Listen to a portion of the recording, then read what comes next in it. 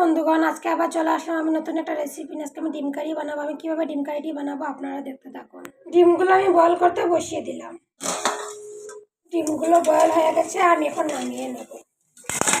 ডিমগুলোকে এখন আমি ছিলে পরিষ্কার করে নেব। ডিমের খোসাগুলো ছাড়ানো হয়ে গেল। কড়াই বসিয়েছি, কড়াই গরম হয়ে গেছে, এখন তেল দিয়ে দিচ্ছি। ডিমগুলো বয়েল করেছিলাম কড়াইয়ের মধ্যে, তার জন্য কড়াইটা কালো হয়ে গেছে। তেল গরম হয়ে গেছে, আমি অল্প হলুদ দিয়ে দিচ্ছি। ডিমগুলো দিয়ে দিচ্ছি। ডিমগুলোকে আমি হালকা ফ্রাই করে নেব। ডিমগুলো ফ্রাই হয়ে গেছে, আমি এখন নামিয়ে নেব। এক করে ডিমগুলো আমি এখন নামিয়ে নেব। বাসার জন্য গোটা গরম মশলা নিয়ে নিয়েছি, তেজপাতা দিয়ে দিচ্ছি, পেঁয়াজ কুচি দিয়ে দিচ্ছি। পেঁয়াজগুলো আমার হালকা ফ্রাই হয়ে গেছে, আমি টমেটো কুচি দিয়ে দিচ্ছি। এগুলো ফ্রাই হোক, ততক্ষণ আমি পেস্ট করে নেব। করার জন্য পেঁয়াজ দিয়ে দিলাম, কাঁচা লঙ্কা দিয়ে দিলাম, রসুন, আদা পেস্ট করে নেব।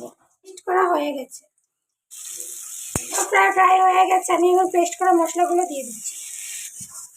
এখন মশলা দিয়ে দিচ্ছি, হলুদ গুঁড়ো দিয়ে দিচ্ছি, জিরার গুঁড়ো দিয়ে দিচ্ছি, লঙ্কা গুঁড়ো দিয়ে দিচ্ছি, ধনিয়া পাউডার দিয়ে দিচ্ছি। ভালো করে মিক্স করে নেব। স্বাদ মতন লবণ দিয়ে দিচ্ছি। ভালোভাবে মশলাগুলোকে আমি ফ্রাই করে নেব। মশলাগুলো ভালো করে ফ্রাই করা হয়ে গেছে, জল দিয়ে দিচ্ছি।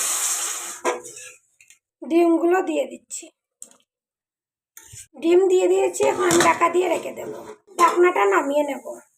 দেখতেই পেয়েছেন আমার ডিম কারি হয়ে গেছে। এর উপরে আমি অল্প গরম মশলা দিয়ে দিচ্ছি। ধনিয়া পাতা দিয়ে আমি এখন নামিয়ে নেব। ডিম কারি নামানো হয়ে গেছে। যদি ভালো লাগে তাকে লাইক আর সাবস্ক্রাইব করবেন প্লিজ।